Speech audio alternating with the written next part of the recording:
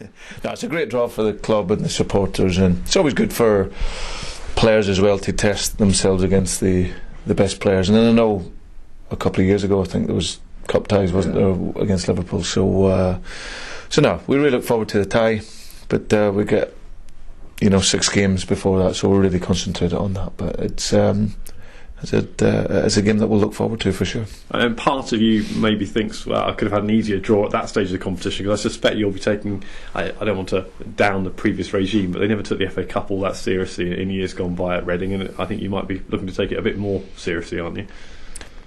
I'll tell you after the game. No, it's one where, listen, I like to win every game, and always obviously will put out a side that I think can win every game. So I just think the FA Cup gives you a chance to build momentum, and the guys that are doing well in that moment, they get the chance to play. So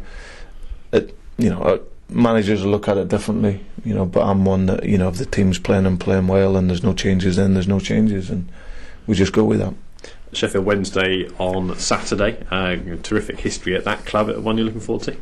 Yeah, no, it was a club that I'd followed obviously quite a lot, because I had a cousin of mine played there obviously a number of years, Nigel Worthington, who's obviously the Northern Ireland manager. Well, Nigel was obviously as a relation of mine, and he spent 10 great years at Sheffield Wednesday and is a big hero there. So I always used to follow him there at the club, and I know how big a club it is. So no, wonderful history, and some terrific players, and obviously a very good manager and assistant at the moment. So no, we go there. They're obviously on the back of a disappointing result, but West Brom are obviously a team in form and doing very well. So again, it'll be a difficult game, but it's a game we go to, and we must put the disappointment of Saturday behind us and go again. It is very similar to the Derby game in as much as you're in similar spots in the Championship table. Yeah, well, the teams that we have now coming up sort of in and around us, really, obviously you get Palace slightly further on, and obviously Scunthorpe. So these are games that, over the course of December are going to be very important for us. And as I said, a game we're disappointed with on Saturday, because we were the better side and looked at 1-0 that we would go on and win the game, but our management of the game wasn't so good, and we need to put that right and go into Saturday and, as I said, and improve on that. The postscript from Saturday, of course, without Shane Long and also Brian Howard's injury, which means you're going to have to shake things up a bit and make a couple of changes. Yeah, absolutely. And we've got players that have been on the side waiting, especially in this little period where we've been doing quite well, So you get Khalifa Cisse, who's been working really, really well and really hard, and hasn't really had an opportunity yet, to be honest. But so you get guys like him, you get Jem Carrigan as well, who's been working well in training, and obviously you get Brynjar Gunnarsson. So it's an area that we need to, as you say, look at, and obviously one where there'll be a definite change. But probably an area you feel you're strong in, aren't you? In central midfield, you've got a lot of different options. Yeah, we have. I still think for the future I'd want a different type, but that's for then. I think we need to concentrate, I need to concentrate on what I've got now, and we've got good players here who are working hard, and I think the players will come in and will contribute very well, and it'll be up to them then to take that opportunity. Brian Howard's injury, if we just go back into the detail of what happened, play was allowed to continue quite a long time after he went down.